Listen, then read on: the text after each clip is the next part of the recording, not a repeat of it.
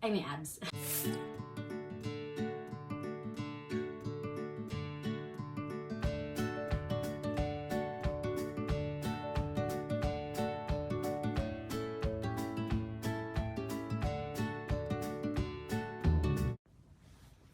Akemashite omedetou gozaimasu. Kotoshi mo yoroshiku onegai shimasu. Happy New Year po sa inyong lahat. Ako po si Joanne and welcome back sa aking YouTube channel. At dahil New Year, meron po akong new news. At hindi lang to new, good news po to para sa mga collector na gustong magpadala ng kanilang mga nakolektang espesyal na anime figures, mga dolls from Japan to the Philippines. So, gusto ko muna ibigay yung credit sa aking kaibigan dahil 3 years ago po, gumawa ako ng video. Actually, nag-order ako ng box sa Subarashi Cargo, Balikbayan Service. At nakalagay dun sa papel na kasama po ng box na bawal pong magpadala ng mga anime figure. So, binasa ko po yun.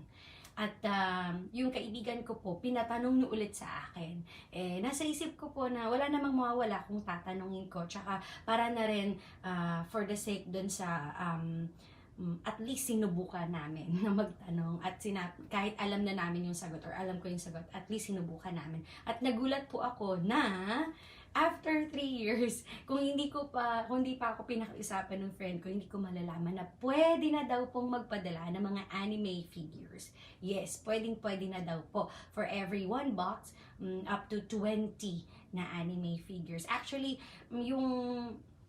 ang sabi kasi ng friend ko, pwede daw akong pumasok sa kanyang kwarto. Yan. At kuhanan ko daw po ng pictures at ng video yung kanyang mga collection. Pero dahil biglaan tong video na ginagawa ko, ipapakita ko na lang po sa inyo yung mismong kanyang pinapatanong, pwede ko ba itong maiuwi. So ito po yung itsura niyan. Ay, may abs. Ayan po. So ito po ay may taas ng 70 centimeters. Nung tinanong ko po ito ang sagot sa akin, ma'am, medyo malaki pala siya. So, up to 3 lang po na ganyan. But the rest, yung mga anime figures, up to 20. At pag sinasabi ko pong anime figures, sa totoo lang po, general term ko na siya sa kasama na yung mga laruan.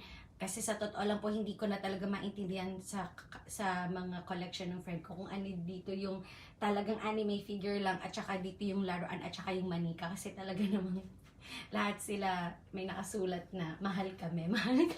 So, yun po, laruan, anime figures na up to 20 daw po.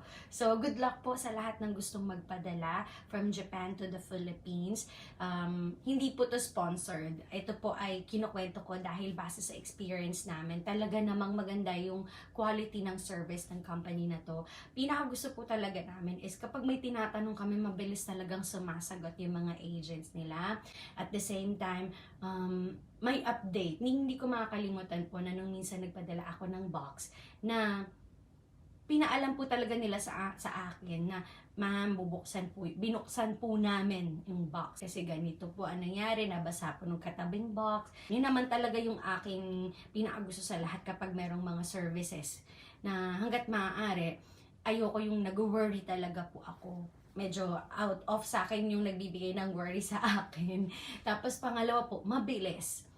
Knowing na meron ako kasing isang box na sa friend ko po yan, pinadala niya sa Baguio. At tuwang-tuwa po yung friend ko kasi mas maaga sa inaasahan namin at sa sinabi mismo nung company. So, hindi to sponsored, pero kung gusto niyo pong subukan yung Subarashi Cargo, ano pangalan? Saglit lang po. Kompletuhin ko.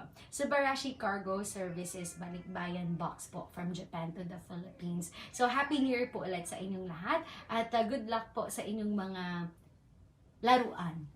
Sa mga espesyal yung laruan, sana po makarating yan ng Pilipinas ng maayos. So, Happy New Year po ulit!